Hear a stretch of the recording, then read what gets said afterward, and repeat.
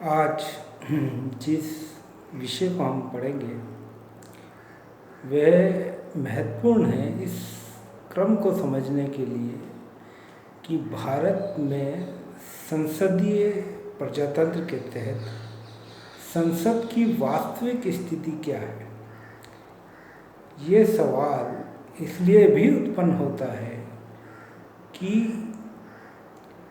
हमने जहाँ से संसदीय प्रजातंत्र का मॉडल लिया है ब्रिटेन, वहाँ पर संसद की संप्रभुता के सिद्धांत को मान्यता दी गई है, जब भारतीय परिवेश में संसदीय संप्रभुता की मान्यता उस रूप में कभी भी स्वीकार नहीं की गई है। दो पारिभाषिक शब्दावलियाँ हैं, पहले उन्हें समझ लें और फिर ही हम समझें कि भारत में संसदीय प्रजातंत्र किस रूप में कार्य करता है। तो पहली शब्दावली है जिसे हम कहते हैं संसदीय संप्रभुता, और दूसरी शब्दावली है जिसे हम कहते हैं संसदीय सर्वोच्चता। दोनों में मूलभूत अंतर विद्यमान है। संसदीय संप्रभुता का जो संकल्पना है वो ब्रिटेन के संविधान में निहित है। इसका अर्थ ये है कि संसद संप्रभु है, और क्योंकि संसद संप्रभु है अतएव उसकी शक्तियों पर कोई रोक नहीं है।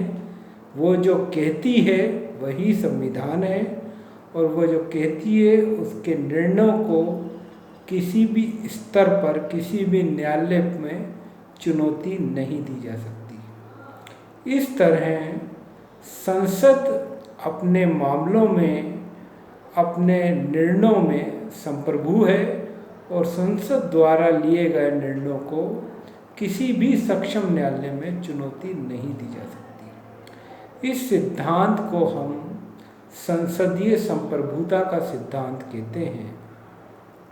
जब हमने इसके उलट दूसरा मॉडल है जिसके तहत जो अमेरिका में कार्यरत है, और उसमें ये बात कही गई है कि अमेरिका में एक लिखित संविधान है, परंतु न्यायिक पुनरावलोकन के माध्यम से संविधान की व्याख्या का दायित्व न्यायालयों पर आ जाता है, और ऐसी स्थिति में न्यायालय जो कहते हैं वही संविधान बन जाता है। तो इस तरह से हम दो विपरीत ध्रुवों को देखते हैं कि जहाँ ब्रिटेन में संसदीय संप्रभुता है, संसद द्वारा लिए गए निर्णयों पर कोई रोक नहीं है, किसी भी द्वारा चुनौती संवैधानिक नहीं दी जा सकती, क्योंकि ब्रिटेन में कोई लिखित संविधान नहीं है। इसलिए ब्रिटिश संसद जो भी कानून पारित करती है वह सब संविधान की श्रेणी में ही आता है। और संसद की शक्ति पर, जैसे कहा भी गया कि इंग्लैंड की संसद इतनी महत्वपूर्ण है और इतनी उसके कार्य क्षेत्र बड़े हैं कि वो स्त्री को पुरुष और पुरुष को स्त्री बनाने के अलावा सब कुछ कर सकती है। यानी उसके अधिकार क्षेत्र इतना व्यापक है। इसका कारण ये है कि वहाँ पे कोई लिखित संविधान नहीं है। दूसरा, क्योंकि लिखित संविधान नहीं है और न्यायालयों को ये अधिकार है कि वे संसद के किसी कानून की समीक्षा करें। अतएव संसद जो भी पारित कर दे संविधान, अपने विधान को, किसी भी कानून को, वह कानून अप्रतिबंधित रूप से लागू होता है। उसके उलट अमेरिका में एक लिखित संविधान है। लिखित संविधान संस्थाओं पे कई सीमाएं आरोपित करता है, और क्योंकि लिखित संविधान है और न्यायिक पुनरावलोकन के माध्यम से न्यायालयों को वही शक्ति मिली हुई है कि अगर वहाँ की कांग्रेस या संसद जो भी कानून पारित कर देगी और कार्यपालिका उसे लागू भी कर देगी, तब भी एक विकल्प ये है कि आप उस कानून के खिलाफ न्यायालय में जा सकते हैं। न्यायालयों को यह अधिकार है कि वे बनाए गए कानून का पुनरावलोकन करें। इस स्थिति में ब्रिटेन में सबसे महत्वपूर्ण अंग संसद है और वहीं अमेरिका में अंतोगत्वा संविधान की व्याख्या न्यायिक निर्णयों पर आधारित होने के कारण ब्रिटेन में न्यायपालिका एक महत्वपूर्ण अंग बन जाती है।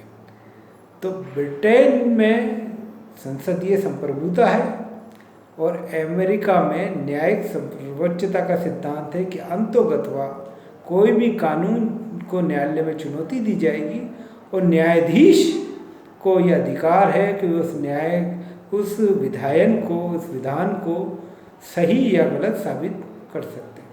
तो ऐसी स्थिति में हमें दो विपरीत उदाहरण देखने को मिलते हैं कि भारत में जहाँ ब्रिटेन में संसदीय संप्रभुता है, संसद की शक्तियों अप्रतिबंधित हैं, वहीं अमेरिका में न्यायिक सर्वोच्चता के कारण न्यायालय की शक्ति अप्रतिबंधित है। इसका अर्थ ये है कि न्यायालय के इस अधिकार को चुनौती नहीं दी जा सकती कि वे किसी भी विधायन की समीक्षा करें। यद्यपि अमेरिका के संविधान निर्माताओं के दृष्टिकोण ये नहीं था कि न्यायालय एक शक्ति के रूप में, केंद्र के रूप में उभरे, लेकिन धीरे धीरे न्यायिक निर्णयों के माध्यम से अमेरिका में न्यायालयों ने वो शक्ति हासिल कर ली जिससे वे किसी भी बनाए गए कानून की समीक्षा का अधिकार रखते हैं। अब भारत में क्या स्थिति है? भारत में संसदीय संप्रभुता के सिद्धांत को सिरे से नकारा गया। एक लिखित संविधान मौजूद है, साथ ही भारत की संघात्मक व्यवस्था है जिसमें संसद की शक्तियों को कई प्रतिबंध लगाए गए हैं। लेकिन क्योंकि अब संसदीय संप्रभुता नहीं है, लेकिन फिर भी आज़ादी के बाद हमारा जो स्वप्न था वह ये था कि हम ये महसूस करते थे कि संसद को एक व्यापक सामाजिक आर्थिक परिवर्तन का एक वाहक बनना होगा।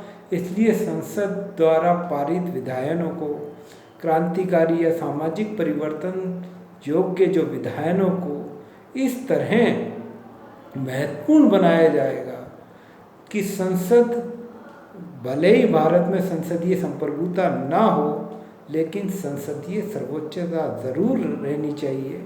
यानी संसद अन्य दो अंगों की तुलना में, कार्यपालिका और न्यायपालिका की तुलना में ज़्यादा महत्वपूर्ण और केंद्रीय भूमिका निर्वहन कर सके।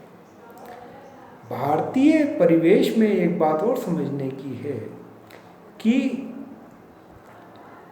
संसद को जब सामाजिक आर्थिक परिवर्तन का एक वाहक माना गया और जनता द्वारा चुने गए प्रतिनिधियों को ही देश की वास्तविक आवाज़ माना गया, तो ये बात भी स्पष्ट रूप से सामने आई कि संसद बाकी दो अंगों की तुलना में सर्वोच्च है।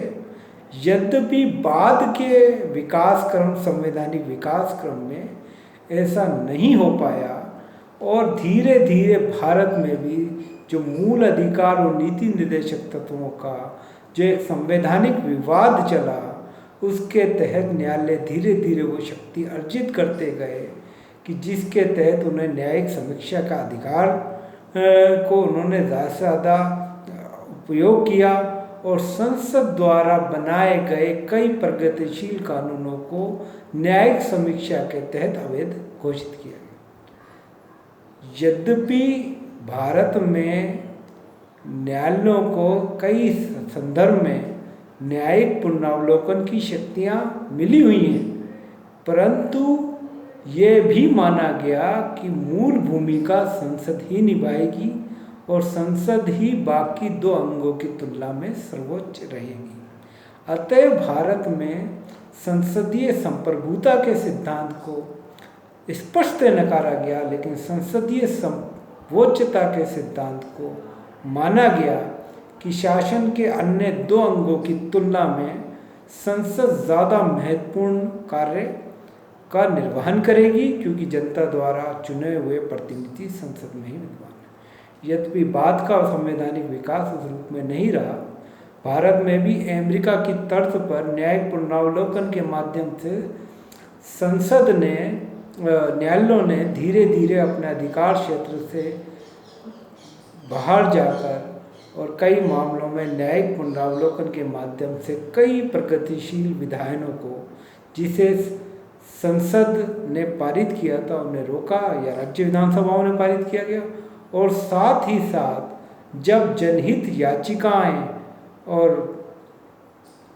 के क्षेत्र के अधिकार क्षेत्र की जब विस्तार हुआ, तब भी कार्यपालिका और व्यवस्थापिका द्वारा किए गए कार्यों को एक तरह से पुनर्निरीक्षण करने का अधिकार धीरे धीरे न्यायपालिका में भी आ गया।